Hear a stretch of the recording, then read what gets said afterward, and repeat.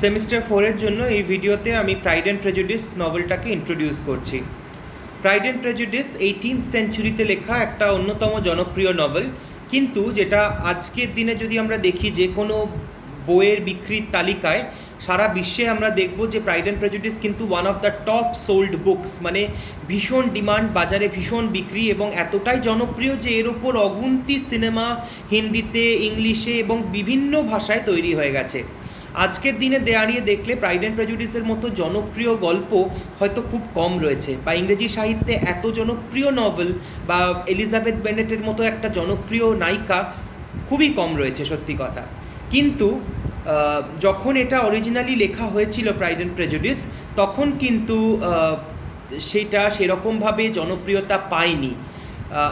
18th সেঞ্চুরিতে আমরা মানে already 18th সেঞ্চুরিটাকে আমরা একটা যেটাকে নিও ক্লাসিক্যাল পিরিয়ড বলা হয়, সেখানে দেখা যাচ্ছে যে নভেল ইন্ট্রোডিউস হলো প্রথমবার যখন চারজন স্টলওয়ার্ডস ইংলিশ নভেলের তাদের লেখা পাবলিশ করলেন। এই চারজনের মধ্যে প্রথমেই আসছেন যার পামেলা প্রথম নভেল বলে গোনা হয়, রিচার্ডসন, স্যামুয়েল রিচার্ডসন।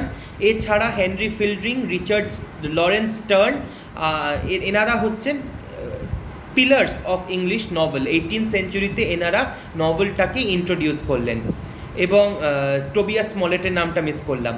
আচ্ছা, তাহলে চারজন হচ্ছে Samuel Richardson, Henry Fielding, Tobias Smollett আর লরেন্স স্টার্ন। এই চারজনকে বলা হয় ইংলিশ নভেলের চারটে পিলার, যাদের ওপর ভর করে ইংরেজি নভেল ডেভেলপ করলো 18th সেঞ্চুরিতে। আস্তে আস্তে যখন প্রথম নভেল লেখা হতে শুরু করলো 18th সেঞ্চুরিতে, যেহেতু প্রাইড অ্যান্ড প্রেজুডিসটা কিন্তু তোমাদের সিলেবাসে ক্রোনোলজিক্যালি দেখতে গেলে, ইংরেজি সাহিত্যের ইতিহাসের দিক থেকে দেখতে গেলে প্রথম নভেল, তোমাদের 3টে নভেল রয়েছে। একটা রয়েছে বোধহয় প্রাইড অ্যান্ড প্রেজুডিস, তারপর হার্ড টাইমস, তারপর মেয়র অফ ক্যান্টারবারি। তো এই 3টের মধ্যে সবচেয়ে পুরনো নভেলটা হচ্ছে প্রাইড অ্যান্ড প্রেজুডিস। যদিও এটা ইংরেজি সাহিত্যের সবচেয়ে পুরনো নভেল মোটেও নয়, তার আগে 18th সেঞ্চুরিতে অলরেডি বেশ কিছু জনপ্রিয় নভেল লেখা হয়ে গেছে, আমি যাদের চারজনের নাম বললাম তাদের দ্বারা। কিন্তু নভেলসকে সেই সময় একটা ইনফিরিয়ার লিটারেচার বলে ধরা হতো।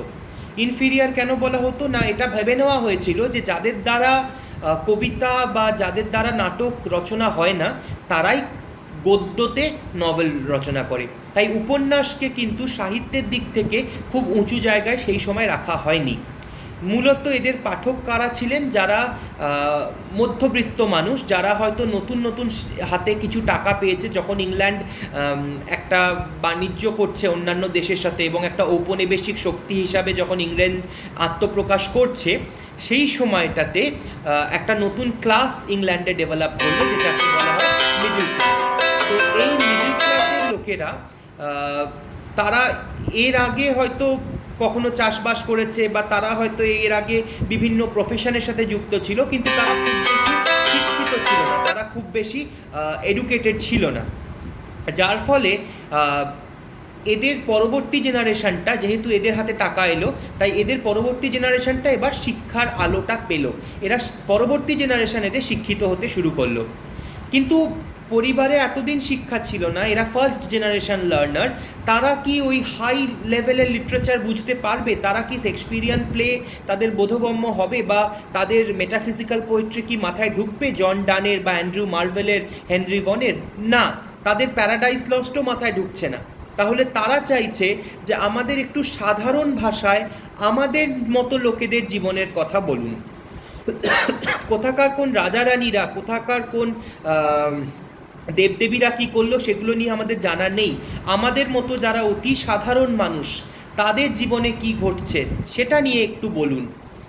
নভেল সেই কাজটাই করলো, সাধারণ ভাষায় সাধারণ মানুষের গল্প বলে সাধারণ মানুষের মনের কাছে পৌঁছে গেল।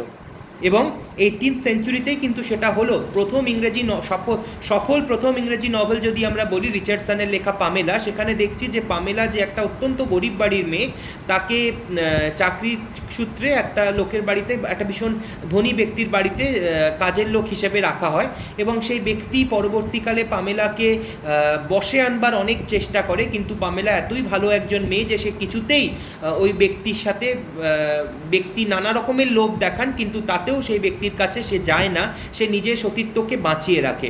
সেই গল্পটা কিন্তু ইমোশনাল একটা মেলোড্রামাটিক গল্প, যেটা সেই সময়কার দর্শক খুব ভালোভাবে নিল। কিন্তু দর্শক কোন ক্যাটাগরির দর্শক? যারা এই যে মিডল ক্লাস, নতুন নতুন পড়াশুনো শিখছে সেই দর্শক। যে দর্শক মিল্টনের প্যারাডাইস লস্ট পড়ে, যে দর্শক ডান বা মার্ভেলের মেটাফিজিক্যাল কবিতা পড়ে, যারা শেক্সপিয়ার, মার্লো এদের পড়ে অভ্যস্ত, তারা নয় কিন্তু। এটা একটা নতুন ক্যাটাগরির দর্শক উঠে এলো, নতুন ক্যাটাগরির পাঠক উঠে এলো, যারা এই ধরনের লেখা পড়তে ভালোবাসছে। এরপরে 18th সেঞ্চুরির শেষের দিকে এলো গথিক নভেল, যা অত্যন্ত জনপ্রিয় হলো। তোমাদের গথিক নভেল একটা সিলেবাসে ছিল, Castle of Otranto, the Mysteries of Udolpho, কোনো একটা তোমাদের সিলেবাসে ছিল। তো সেখানে দেখা গেল যে আরও বেশি রোমাঞ্চ, আরও বেশি সাসপেন্স, আরও বেশি থ্রিল, প্রত্যেকটা পাতায় পাতায় লুকিয়ে আছে মিস্ট্রি, সাসপেন্স, এবং অবশেষে সত্যের জয় হচ্ছে, এরকম ধরনের নভেল জনপ্রিয় হলো। 18th সেঞ্চুরি যাওয়ার পর যখন 19th সেঞ্চুরির শুরুতে একটা নতুন যুগের সৃষ্টি হলো ইংরেজি লিটারেচারে। আগের ভিডিওতেই বলেছি যে 19th সেঞ্চুরিটাকে আমরা দুভাগে ভাগ করি। প্রথম ভাগটা, প্রথম 30টা বছর প্রায় আমরা রোম্যান্টিক পিরিয়ড বলছি, আর পরের বাকি যে 70টা বছর রইল সেটা ভিক্টোরিয়ান পিরিয়ড। হার্ড টাইমসটা একটা ভিক্টোরিয়ান পিরিয়ডে লেখা নভেল, আর প্রাইড অ্যান্ড প্রেজুডিসটা একটা রোম্যান্টিক পিরিয়ডে লেখা নভেল। কিন্তু যদিও রোম্যান্টিক পিরিয়ডে জেন অস্টিন এই উপন্যাসটাকে লিখেছেন, কিন্তু এর যে গঠন বা এর যে কথা বলার যে ধরনটা, এটা কিন্তু অনেকটা ওই 18th সেঞ্চুরি নিও ক্লাসিক্যাল এজের লিটারেচারের মতনই।